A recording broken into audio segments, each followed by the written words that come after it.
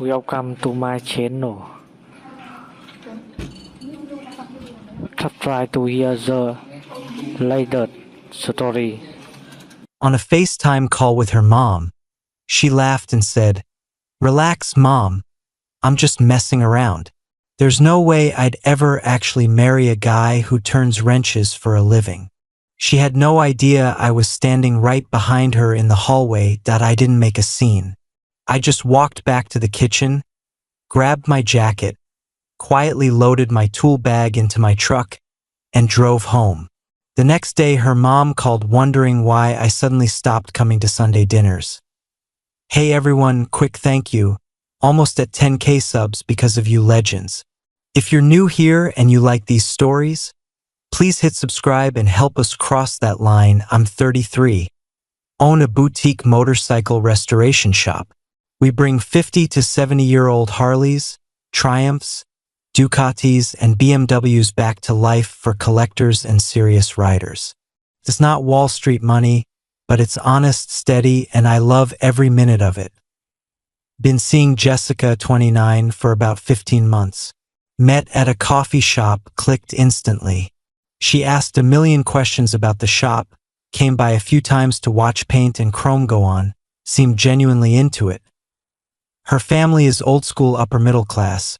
Both parents are CPAs, country club members, big on titles and 401ks. Her mom, Linda, was always polite, but you could feel the temperature drop 5 degrees whenever I walked in. Sunday dinners at their house became a thing around month 6. Linda cooked like she was auditioning for the Food Network. Her dad, Tom, and I would talk markets and real estate. The food was great, Tom was cool, Jessica was happy, so I kept showing up. Last Sunday started like all the others. Got there around 2, ate at 3, everything normal. Around 4:15, Jessica's old college roommate Sarah FaceTimed from Portland. Jess took the call in the living room, waving her mom over. I was in the kitchen helping Tom clear plates when I heard Jessica giggling. I walked toward the hallway to grab my jacket and froze. Sarah must have asked who I was because Jessica dropped her voice, but not enough, and said, "Oh, him? He's fun for now, Mom. Don't worry. I'm just having a good time. I'd never actually marry a mechanic." Linda actually laughed and replied, "Thank goodness. I was getting nervous. Can you imagine him at the firm's holiday party covered in engine grease?" I stood there for maybe 5 seconds. No rage, no heartbreak, just instant clarity. Everything made sense. I turned around, told Tom I had an emergency at the shop, slipped out the back door, and left. Got home, cracked a beer, and just sat there processing. 15 months of, I love your work, meeting friends, talking vacations. She'd been keeping me on a shelf until something better came along. Monday morning, I'm at the shop early, tearing down a 71 shovelhead.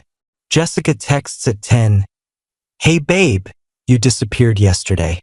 Everything okay?" "Yeah, just slammed with this build. Dinner tonight? Gonna be late here." She let it go. Probably thought her little secret was still safe. Tuesday night she calls, "Mike, what's going on? You've been weird since Sunday. Just deep in this restoration. When can I see you? I'll let you know when I come up for air." She sounded confused but didn't push. Wednesday and Thursday, I quietly collected everything I'd left at her place over the months. Tools, battery charger, spare coveralls, the emergency contact forms I'd stupidly listed her on at the bank, and insurance. Friday morning, Linda calls me directly. First time ever. "Mike, Jessica said you two had a fight. What happened? We missed you at dinner." "No fight, Linda.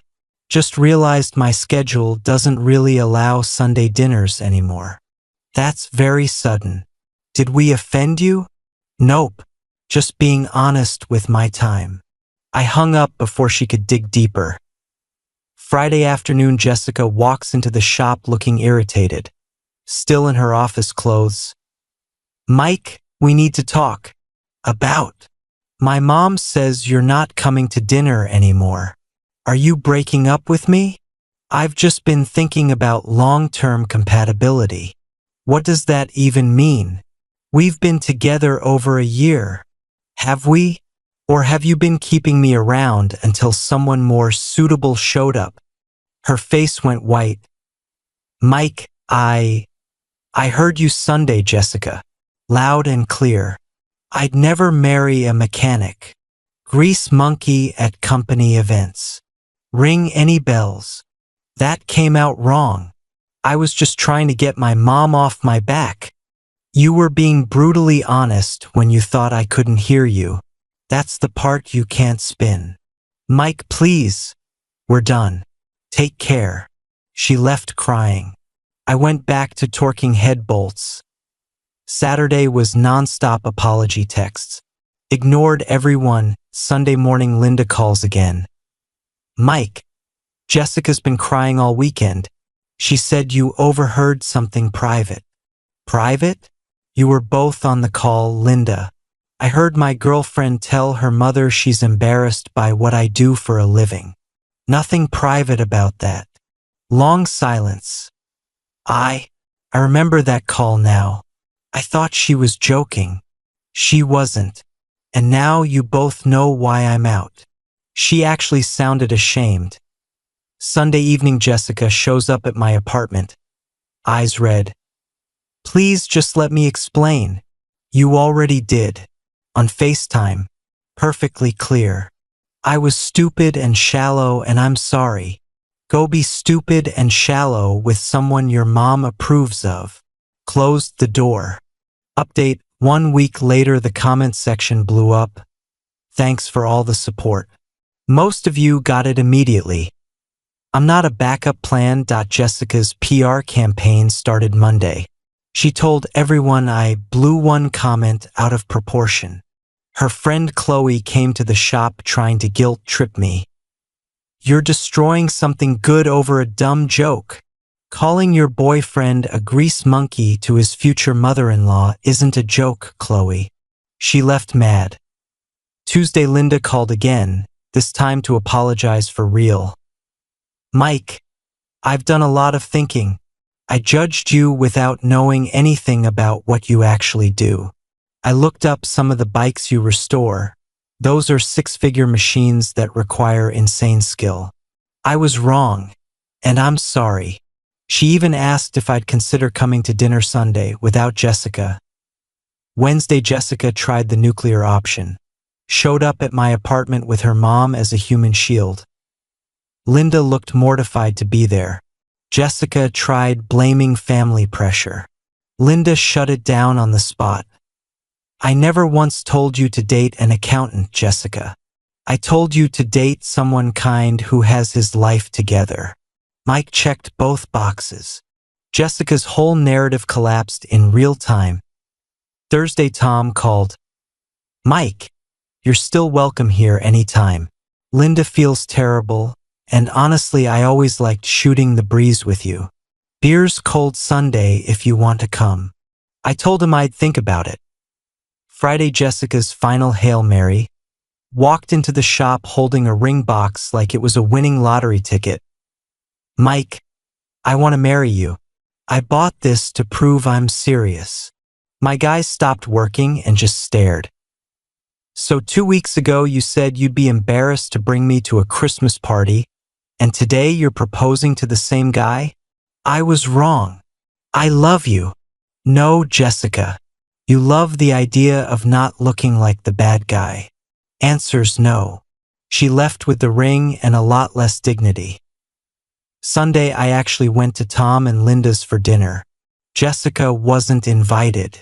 It was the most relaxed I'd ever been in that house. Great steaks, good conversation, zero tension. Before I left, Linda pulled me aside. You handled this with more class than most people ever would. We both respect you for it. Tom raised his glass. To guys who build beautiful things and know their worth. 1 month later, final update shops busier than ever. Tom sent 2 of his country club buddies my way. both with barn-find Harleys that need love. Jessica tried one last time with a business investment pitch. I laughed and told her I don't need pity money from someone who thinks my job is beneath her. Word spread in their circle. People heard exactly what she said, and they heard how her parents reacted. Jessica's the one getting side-eye at family events now, while Tom brags about that sharp mechanic who does museum-quality restorations. I've been hanging out with Sarah, a trauma nurse who rides a restored 78 CB 750. First time I told her what I do, she asked if she could come watch a tank get painted. No judgment, just curiosity and respect. Jessica texted last week, "I heard you're seeing someone. Hope you're happy." I didn't reply, but yeah, I am. The best revenge wasn't yelling or drama. It was quietly walking away, keeping my dignity, and letting her own words do all the damage. She thought she was having a private little chat about her temporary blue-collar boyfriend. Turns out she announced to everyone who matters exactly who she really is. I still build bikes for people who value craftsmanship. Nothing she said ever changed that. It just showed she never belonged in my world.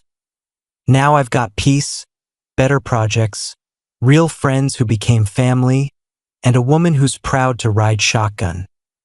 Grease under my nails and all. Life's pretty damn good.